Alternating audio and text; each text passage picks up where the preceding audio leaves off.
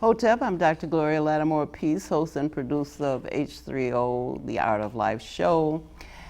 And the title of this show is Community Matters, Who Cares? And I am just overjoyed that I have this couple sitting here in this studio with me, because these people are really hard to get.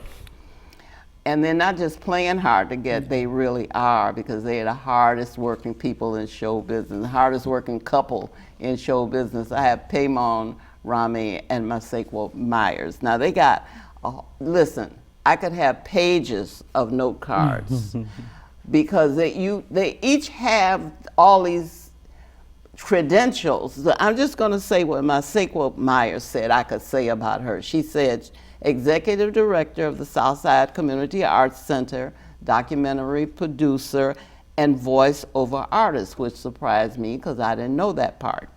Then Pemon Rami, international film and theater producer, director, and historian. Now, that's not nearly enough to say about these folks who have been compared to Ossie Davis and Ruby Dee, which I think, is quite a compliment, but certainly well earned and deserved. So I want you to say some more about what you do, why you do it, what else you're gonna do. And what I'm saying is that I want you to talk about your efforts to preserve the cultural life of the community, because you are culture workers, you are culture keepers. So the things that you do are not done just because you fancy them. They are done out of a sense of purpose and devotion to our community. Now, whoever wants to jump in is fine with me. Well, I will say this. Obviously, I'm jumping in, that I'm going to start off by quoting Dr. Margaret Burroughs. Do so. And she has said in a short poem, I am but one, but I am one.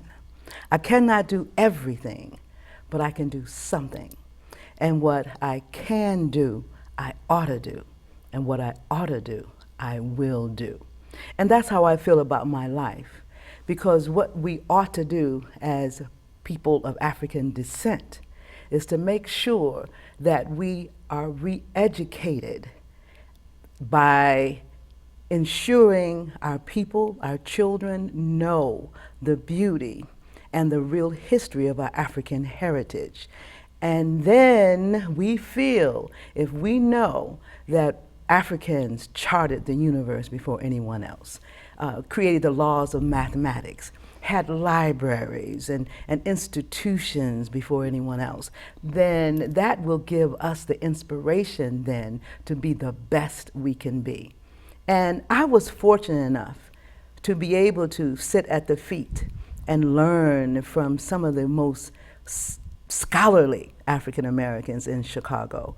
So I can start with my mother and my father, Thelma. Name your mother. Thelma Murray Myers. And your father. Willie C. Myers, C standing for Clayton. I'll start with my two parents and my grandmother, who lived with us since I was 3 years of age. And your grandmother's name? My grandmother's name is Maggie Trotter Murray. So coming from such a strong foundation, I also was introduced to Dr. Margaret Burroughs through my mother and father in 1968, when she was starting the museum across the street from the Southside Community Arts Center on 38th in Michigan, 3831 South Michigan Avenue, and became involved also at Northeastern Inner City Studies, that is now called Jacob Carruthers Center, and met people like Dr. Jacob Carruthers, Harold Pates, Anderson Thompson, and I can go on and on. And with these kinds of intelligent people who knew so much about our history and talked about our purpose, I could be nothing more than what I am now, and that is a trooper, a soldier, an advocate for truth and justice for people of African descent. That's an overview. It's very hard for me to speak about my individual accomplishments, other than the fact that I use everything that I have for the liberation of African people. Well, you know, I would have asked you to open with that because I was there when you received the Community Advocate Award, you and Pemon together. But I'm glad that you did it. I didn't, and you did. Okay. Wonderful. Thank you. Because we share so much of the same values regarding the people from whom you have learned, the same people who taught me. Yes. At a different time. But the whole point is that you have, as Dr. Burroughs said, she has been at the feet of Mother Africa. So to be at the feet of someone who has been at the feet of Mother Africa ain't too bad. Not shabby at all. Yeah, and it gives you, if you didn't know that that should be of concern to you and define you, then you learned it from her. And if you emulated that, then you come close to leaving a legacy, which is what her question was, as she was leaving us. What will your legacy be? So I want to go to Pemon now, and then we're going to see what we're going to do here. So you could have made it a little less difficult to follow you. But you know, Chicago has always been a special place. The Native Americans referred to Lake Michigan as Spirit Lake. And in growing up here, if you were involved, you couldn't help but be exposed to the people that Masequa talked about, from Bobby Wright to Dr. Barbara Sizemore, to the institutions that were here and developed. And so I think part of my process for development had a lot to do with the institutions that were around me that I was able to become involved with. When I was when I was 9, I was playing Little League Baseball, and I took some equipment back to the Park District in Stateway Gardens to drop it off, and I saw a rehearsal. Okoro, Harold Johnson, who started Ebony Talents Associates and ultimately ETA, Abinah Joan Brown and James Hughes were rehearsing the work of Langston Hughes. And I stood there fascinated. And like I said, I was 9. And they asked me, did I want to be involved? That was my first exposure to the development of theater. My sophomore year, I saw a play at Wendell Phillips High School that was written by Oscar Brown Jr., Keelan Philcoran did the music, and Okoro directed. It was called Lyrics of Sunshine and Shadows, the work of Paul Laurence Dunbar. When I saw that musical, I said, that's what I want to do. Now, I told some students recently that if I had seen a bad play that day, I'm not sure what my career path would have been, but I saw a good one. And as a result, I chose to move in that direction. Now, my life, because I was influenced by so many wonderful people, has always been one of commitment. I don't see beyond it. I don't see beyond what the impact is of the work that I do on the people that we serve it to, because it's a direct correlation between the art that you create and the end result of the subjects that have the benefit of seeing the work that you've done. And so what we have created in some instances are people that are still doing powerful work for the community. What some work creates are people that do damage to the community. So you have to sort of decide what you want to be. In the process of growing up in Chicago with this Center for Inner City Studies, the Communiversity, the Afro Arts Theater, the Southside Center for the Performing Arts, the DuSalvo Museum, the Topographical Research Center, I can just, You're not Black old Women's enough Committee. to know all these things. I work with every Pemon. last one of them. You did talk about y'all been knowing each other 50 years and Yeah. married 43. So Yeah. that does give you a little edge on age, but But my it's part of the goodness reason why we gracious. have so much respect for young people, because we know how productive we were when we were young. So we became involved with most of these organizations when we were, like when I met Masequa, I had a touring theater company. I was 17, she was 15, running the black student organization at Cayman High School. They brought us out to perform. 15? She was 15. Sophomore in high school. Yeah. And you was already in the mix. Already in She the was mix. in the mix, yeah. And that's what's really important too, I believe, to make sure that it's clear that generations need to connect with one another. And we often hear that, oh, the younger people don't listen to us. And then we often hear the younger people saying the older people don't listen to us. We both, all generations, need to work harder at listening to each other and having conversations instead of just lecturing and giving instruction without the Or love. looking in devices. Well, yes, in devices, or if not looking at devices, looking away, or only critiquing young people from a negative point of view without the basis of love being a part of that criticism. And when we do that, we become so much more powerful because we are strengthening ourselves from all angles and perspectives and not just from one. So yes, I was 15. I actually represented my elementary school of 8th grade at the University of Chicago because there was a study going on about the effects of integrating into an all-white school. And they wanted to know what I thought about that. I was elected as a spokesperson to talk about the good and the bad or the ugly about the integration of schools. And so, yes, we started very young, and a lot of people do. And we have in turn mentored right here in Chicago after coming back from living on the West Coast, over 800 teens. And we mentored them in what we do. We selected the arts and entertainment as a teaching tool for our culture and our art and our history. And so we use the medium of broadcasting, and we teach how to be a better person, not just the skill sets and the hard skill sets, but also how do you develop as a person and respect other people and respect yourselves and your family. And so we feel as though we're not really understanding the true essence of life if we don't understand that what we do now affects the generation behind us, and our responsibility is to the generations behind us.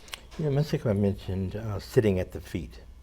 And when we were growing up, our generation we couldn't speak when the adults were forming, but we could sit there and we could listen and we could learn through the process of observation. What has happened in more recent generations is that we train children to be busy because we want to be active in our own lives.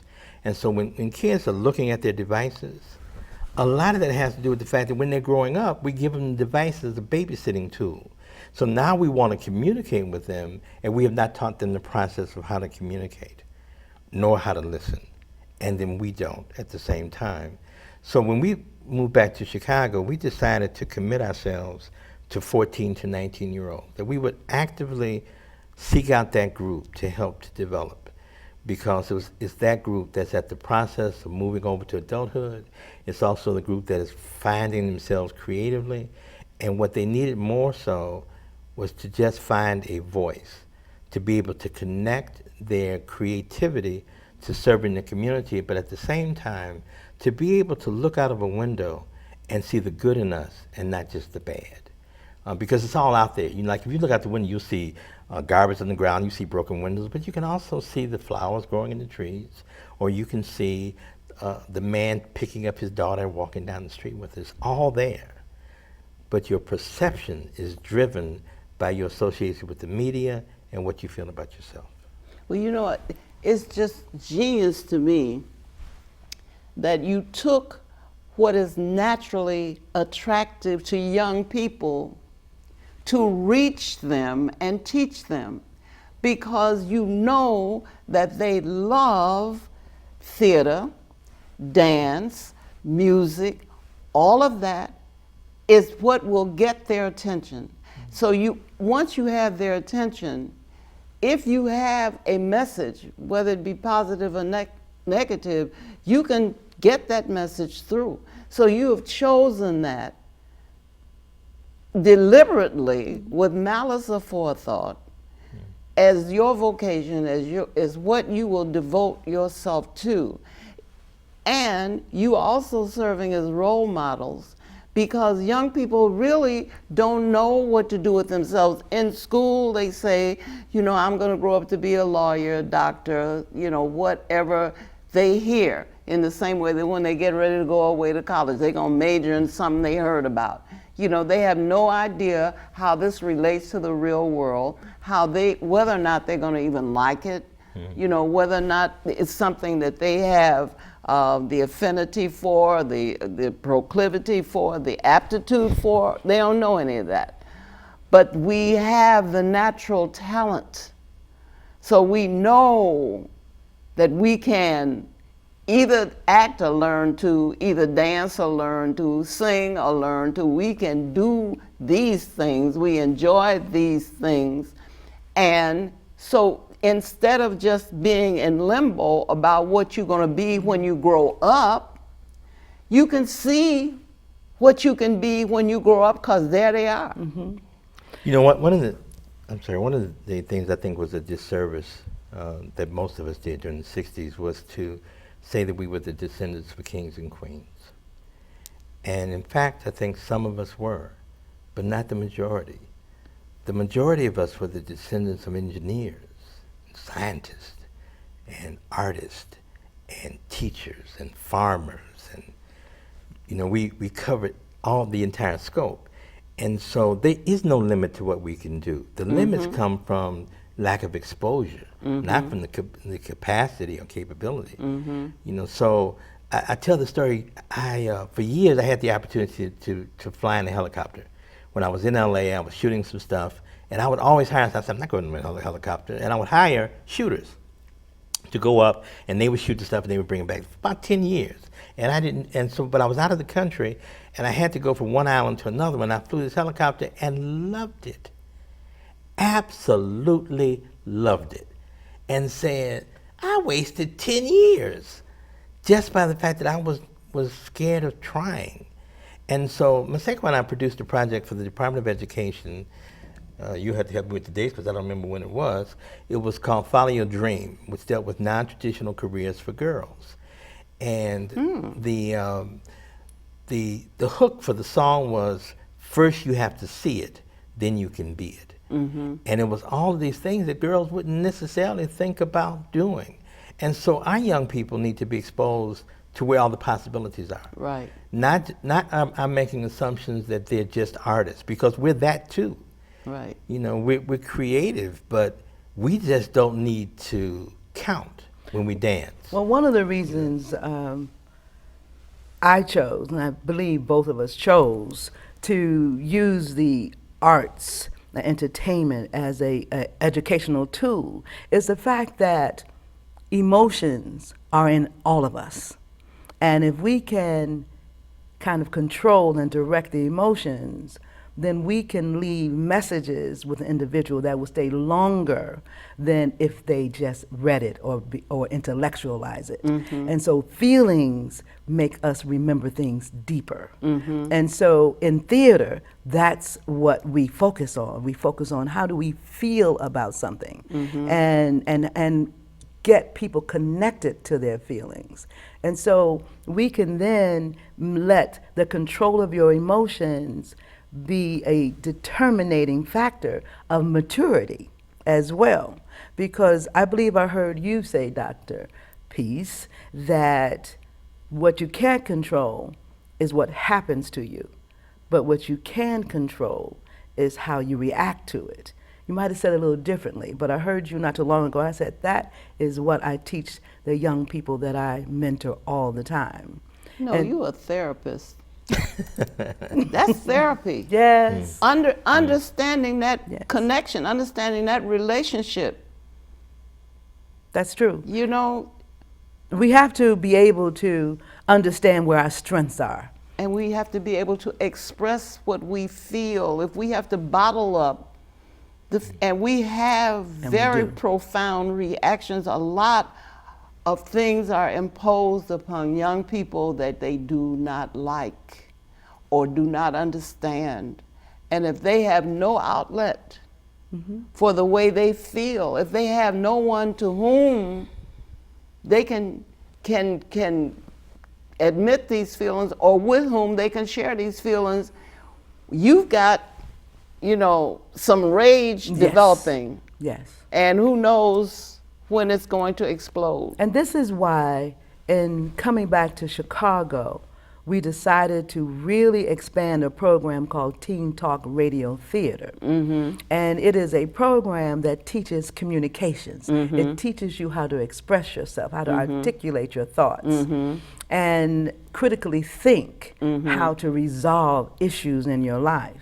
So Teen Talk Radio Broadcast Theater was a program that taught the art of conversation, that taught writing, and what these young people did was created a radio drama around a moral dilemma that they have to face on a daily basis that is very difficult to talk about to other adults. And in this safe place, it's so unimaginable some of the things that they do have to address on a daily basis.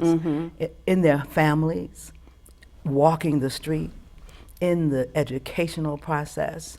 And if there's no outlet, if there is not a safe place where they feel that they can express what's really happening in their lives, then we do get this acting out. We do get this rage. And or we do get this suicide. And we get the suicide. Where people just end their lives. It's real. Yeah, because we've never dealt with trauma in our communities in any fashion. We didn't deal with it from slavery. We didn't deal with it, you know, during Reconstruction. We haven't dealt with it in terms of the conditions that we find ourselves in the black community. We've never been able to deal with it. When I received a job some years ago, right before my father passed, and it was a 6-figure position. It was an international position, and I was recruited for it, and I accepted. Then my father died, and I couldn't do it. I didn't want to be with those people. I didn't want to be there. I didn't want to do it. And I called Masequa and I said, look, I can't deal with these people. I'll come work for you. And we worked together, blah, blah, blah. She said, fine, come on home, let's do it. So I went and bought some tickets to Maui, and we went to Maui and came back. But I realized later that it was depression, that I was depressed from my father passing, didn't really know that that's what it was, which is why I couldn't deal with that job and those people. Because we don't, you know, people I think expect us to just be able to just deal with it. And our children can't. They can't. And so we put them on medication. And then when they're 18, the medication is taken away. And so a lot of this acting out, I think, that's happening in our community is a result of people responding to this drug that's being taken away from them after they've been drugged out since they were in kindergarten. So what we try to do is make sure that the drug that they're on is all about the goodness and greatness of their heritage. Right. And so whatever we're doing, whatever Right. we're teaching, whether we're teaching public Right. speaking or directing or Right. writing Right. or broadcasting, Right. we supplement Right. all of those hard skills with the understanding of the true essence of the beauty of African culture and African American accomplishments. And I have seen it over and over and over again. What have I seen? I have seen a transformation in young people's lives, and adults too, when they are introduced to the truth of our heritage. And that transformation is sitting up taller, sitting up straighter, holding their heads up, a twinkle in the eye, an ambitiousness that may have never been there before. And that's what we need to be about in order to bring about this healing that we need in our community. That's why I title this program in part, Who Cares? You know, community matters. It does matter that we have community, which for me is a group of people who share values, not a group of related neighborhoods as a sociologist define it. My community may not be the people next door. My community may be at Southside Community Arts Center. My community is wherever there are people who share, with whom I share values. So It matters that you are part of a community with whom you share values. But it matters that somebody cares about their being that. And you say that as an educator, right? Because at some point, people have to be educated to that belief that they have to find community. And what has happened in our community anyway is that we never made that connection. What we told our children was go to college, get a good job, and move to a nice neighborhood, for the most part. And so when we look at the construction of how our communities used to exist, a lot of our kids went away to college, never came back, stayed wherever the college was. A lot of them never really felt connected to the community because they didn't get that lesson that you just talked about, which is that if you're going to be educated as a black person, not only are you learning the basic principles of education, but you're learning commitment, you're learning the fact that your responsibility and role is to improve the quality of life of your people, ultimately. And that's the ultimate objective of why you go into school. Come back to make your people whole. Not to go to another community and lose yourself, but to come back and make your people whole. And that has to be part of what we teach. Well, part of the reason why I went back to school was because I found out I couldn't access my people unless I had some credentials. Mm-hmm. You know, I was not, except in Sunday school, I was not going to be able to teach children. Mm-hmm. And I didn't understand or have the skills to take the route that you took, was to create an arena in which you bring the children and then you have access to the children. Mm-hmm. So I'm trying to get access to the children. I go to school and become a teacher. Now I can be with the children. Mm-hmm. All right, so I'm in the schools. The teacher training institutions I maintain do not adequately prepare teachers like me to do the job that they need to do for the children. So I discovered that I had children who weren't reading at the beginning of the semester. They were still not reading at the end. And I was doing all the things that I was taught to do. So I said, I need to go back to school because I don't know how to do the job that I'm doing. And I went to the Center for Inner City Studies. Mm-hmm. And Barbara Sizemore was my teacher. Well, hello. Yes. Hello. Another level of education. I understood a whole lot about why I was not able to do what I needed to do for my children. I was in much better position to be a teacher after I understood my heritage, yes. After I understood my purpose, then I was able to do that. But then when it came to the level of the PhD, I went to Northwestern, and racism was so thick you could cut it with a knife and make sandwiches. And I said, I don't have to do this because I already have a job and I'm already doing what I want to do. And Val Gray Ward said, you have to do this. She said, we need you to get our PhD. She made it clear to me that I was not going to school for a doctorate for myself. There you are. We need you to get this degree. So I shut up and waded back in and brought us our PhD out of there. But part of the reason that you probably survived that was because of the base that you walked in there with. The reality is that a lot of our kids that are sent to school are losing it because they're in isolation, they're confronted with the racism that you talked about. We met with some students not too long ago from the university, from the Art Institute, and they were talking about how they were so frustrated at the school because they're trying to find their, how to create black art, and they have these objectives that they're trying to reach, and the school is not supporting that. And I said, if you went to the Art Institute to find your blackness, then you're out of your mind. You have to go to school to learn technique. You have to go to school to learn all the things associated with the principles of how you do what you do, right. Not why you do what you do. The mechanics. Yeah, you got to go to some black folks to learn where your black folks right. And where your blackness right. is. Masequa mentioned what happened with the Teen Talk Radio Theater. And, you know, kids have to navigate so much stuff. Like, when we first went there, we had planned to have each child to write a 3-minute radio drama. And these were 3 to like, 5 minutes. Yeah, 3 to 5 minutes. And these were like juniors and seniors, I think. You thought at that the was time. going to be easy? We did. We really did. What was your experience? Our experience was what you had. And that was, we were looking at, well, they were freshmen, sophomores, juniors, seniors. They were high school students that could not construct a complete sentence. We could not get one 3 to 5 minute drama out of each one of our students, and we really thought we were going to be able to do that. And so we had to pull back, and we had to actually try to teach English and grammar in that process. So it became most people don't learn teamwork, but it became teamwork, which was another soft skill that one should know as they enter into the workforce and in adulthood.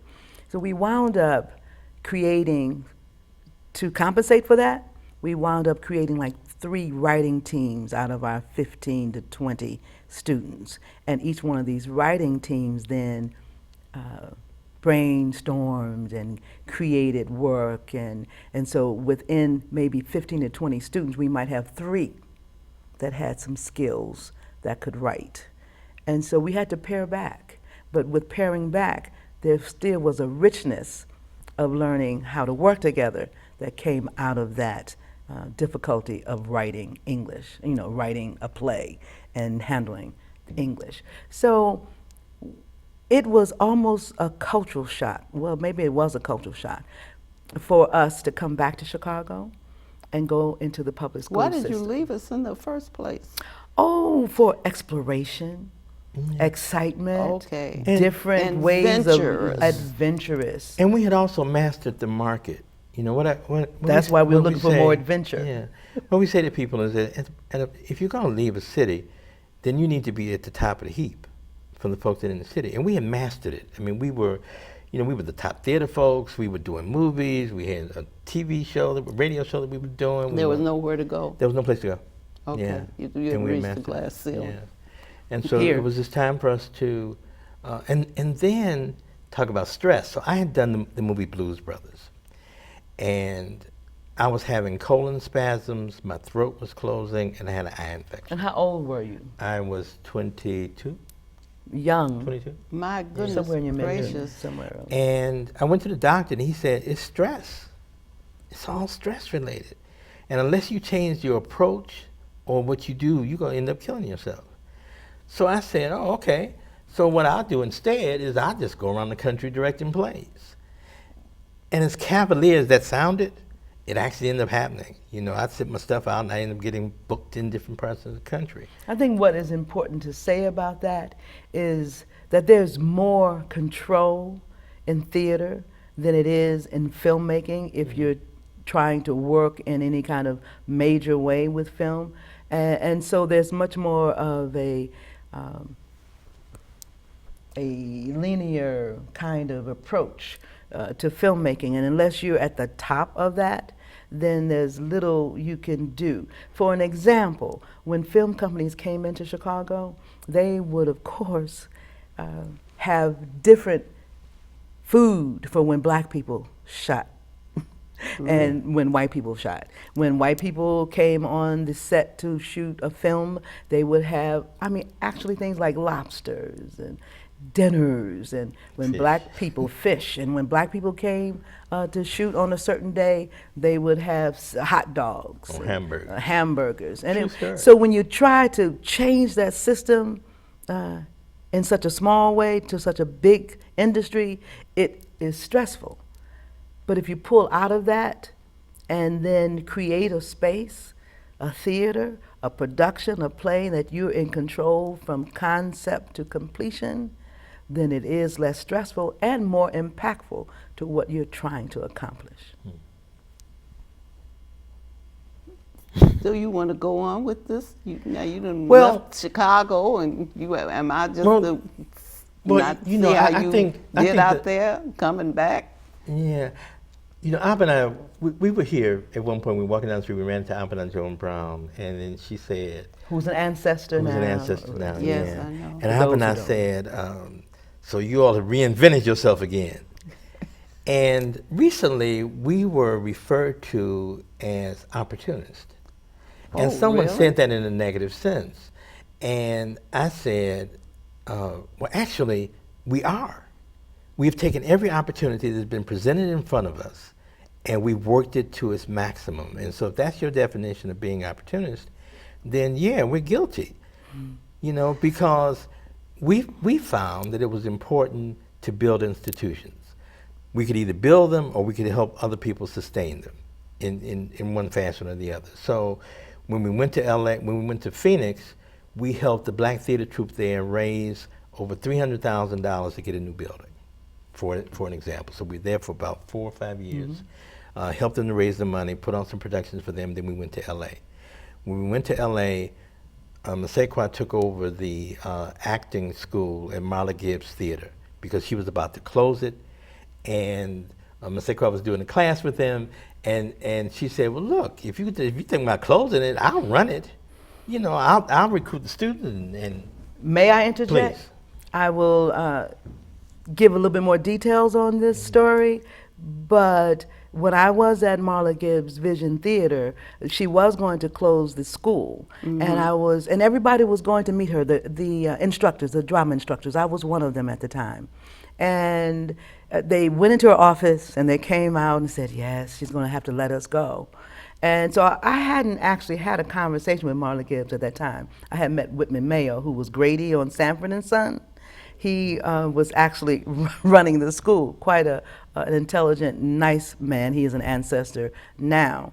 And so I decided, I was in my 30s, and I decided that if I'm going to get fired or let go as a drama instructor, she still should know who I am, because we haven't really met. So I went in with my resume and some background information, and we might have had an hour and a half conversation.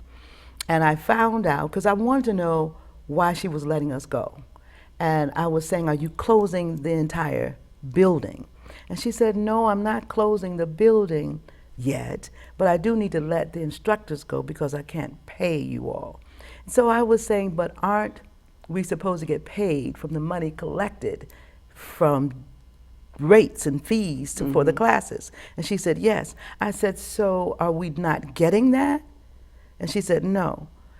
So I said, so it seems to me that the problem then is the collection of money to pay for the classes, to pay the instructors. She said, yes.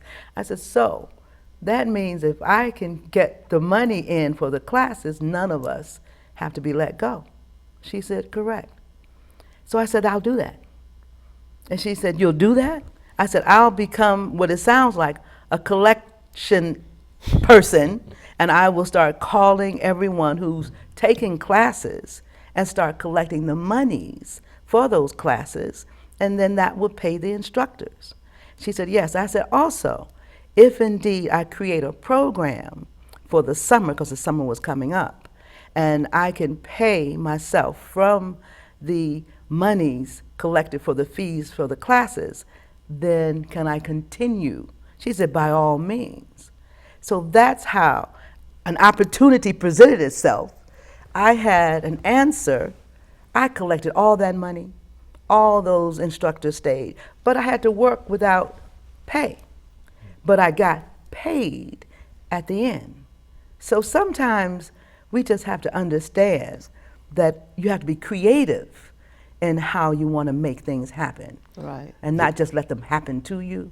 Right. Yeah, just to I add to that, think I'm sorry. being called an opportunist, because it's such a pejorative, negatively It is. term, carries with it that that smelly thing. But I think you have cornered the market on ingenuity and evangelism, because that is what you do. Our strong suit is improvisation. Most certainly. we make a way out of no way. If there's no way, you have to create a way if That's you're going to stay. Otherwise, you will just perish. So I don't know. I don't know how people can recognize when people are as reinventing or recreating themselves. I think that's wonderful.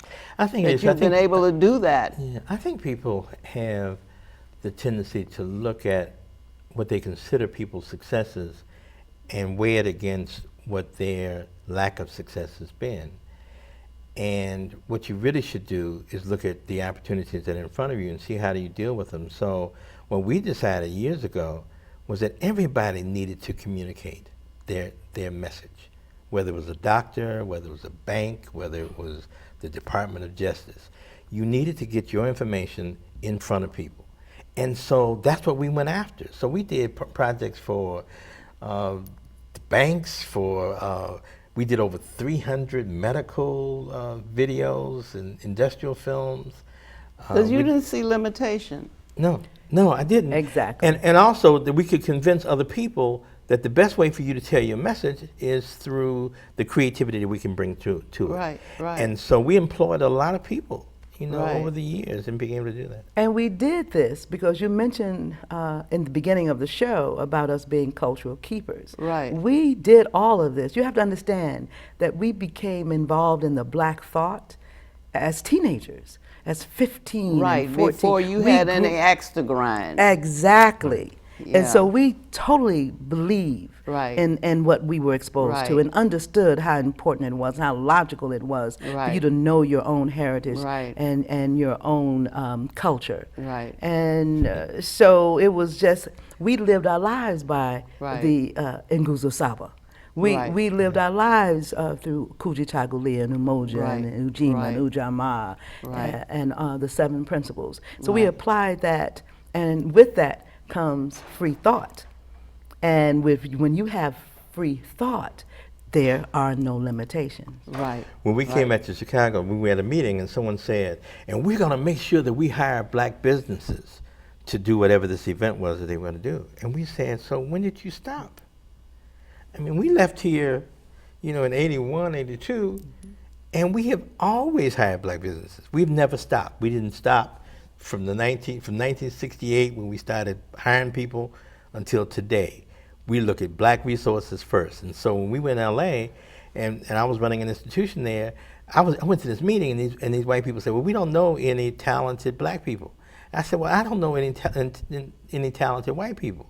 So if you know those black folks that you don't know, I know every one of them. So call me, and I'll Is lead that how you became a casting director? How did you? I don't understand. I how became that- a casting director. Sam Greenlee. This is a really interesting story. So Sam Greenlee called me and said he had finished the book of Spook and he was getting ready to do the movie and asked me to play a role, Shorty Duncan, in the film, and that he also knew that I was in theater here, and so if I could help him to find some people, I didn't even know at that point it was really called a casting director, but if I could help him to find some people, and I knew everybody, in town, so I helped him to cast the film. I went out to LA to shoot my scene, and I came back, and an agent here, Shirley Hamilton, called me and asked me would I be an extra in a movie that was coming to town. I said, extra? I just got back from California, and I got a starring role. She said, look, I need somebody, would you go play this role? So I go out on location, I play the role, I'm just standing against this pole, and Isaac Hayes is the actor in the movie. Isaac walks by me and asked me, did he know me? And I said, well, no. And so anyways, we started talking. Our birthday was the same day, and he had seen an advanced screening of Spook Who Sat by the Door. When he left town, I got a call to do Cooley High, and I got a call to do Mahogany because Isaac Hayes had recommended me. And from there, I ended up doing 14 feature films. Well, you just have these opportunities, just insisting on being in your life. So what can you do? You have to tell me something about the Lamont Zeno. I knew Lamont Zeno. Wow. Yes. We never got that opportunity to meet him. Oh, Yeah. okay. Yeah. So No, I didn't. Yeah, I don't know I how did. much You met time we him got once. left, but I do want to ask well, about I'll that. tell that one very quickly. 5 minutes. I was in the process of going to LA, and I got a call from Lamont saying that they were going to build a theater and asked me would I be interested in coming over and becoming the director. And I said, well, I'm going to LA to do the film. I'll be back, and I'll call you when I get back in town. When I got back in town, they had all died in the plane crash. And Lamont and Bill Smith, Rita Cody, and there was one other person. I can't remember his name right now. And so I said no, that I didn't want the job. I talked to Lucini Perkins at that point. He was still there. And I said no, because I didn't want to go in on a death. And then I decided a couple of days later that maybe it had opened the door for me, and it had. Because all the administrators had died there, I had free reign. I could do and create whatever I wanted to create. And so we were able to build that theater from the ground up and create some incredible work, because I wasn't encumbered by political decisions about what we should do. And so we created some incredible work. As a matter of fact, Black Fairy, the album, is really still selling overseas. Switzerland, England, Germany, and it's doing really well. Really? Yeah. And I will say that in going over to the Better Boys Foundation Family Center and having the Lamont Zeno Theater and the Cultural Arts Program on the first level of that institution, as young as we were, because we were in our 20s at that time, we still held fast to the philosophy of teaching the generation before, or that's behind us. And so I was able to, with creative free thought, develop a children's company that was called Ajabu Children's Theater. Yes. Ajabu meaning fantastic in Kiswahili. And so again, not just about being stars in theater, but learning certain skill sets. These young people were between the ages of 6 and 13, and they performed theater, African folk tales, plays, and they sold their own show. They learned how to sell their show, call, book, and bring in audiences. So the complete package. The complete package. We have a few minutes. Okay, I just want to make a quick comment about succession planning, because I think it's important that people realize that they have to prepare for the people that are behind them. And if we don't do that, then we end up not only losing institutions, but we also lose the physical connection and thought.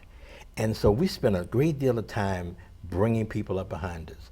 Masequa has 2 people working at the center now, Southside Community Arts Center, that started in our program when they were 14, 15, and now graduated from college and now working there. At the Black Harvest Film Festival recently, 3 of the young ladies that Masequa mentored had films there. When I went to Nigeria to shoot the film for 3 months, I took someone from here, a filmmaker, with me, because it's important that we pass it on. And that's what the elders have taught us. I think you got that message loud and clear. It is your duty. Yes. It is. It is. Not just your preference, but your duty to pass on. So who cares? We care. We You care. We all care, the 3 of us for certainly. sure. Well, thank you so much, Masequa Myers and Pemon Rami, for the work that you do, as I say, to preserve the cultural life of the community, which if you're not going to save the children, then there's no point in whatever you're doing. You're just doing it for the moment, and it will all wash away with the tide. Exactly. And thank you for having us. You're welcome. Pleasure being here. It's a pleasure. I'm hoping to have this show air the 28th of September, if that's a true date in September. But I know it will be the last Friday in September at 8:30, and it will repeat on the following Sunday, which would be, I think, the 30th. We'll look forward at to it. 3:30. Yes, And we'll pass tell it people on, make sure that people can see, because we need to understand our obligation to our young. And thank you for being a repository for all of the creative and wonderful people that you've had on your show. Thank you. Now you waited till the show went off to say You that. didn't know that, did you? It's all right.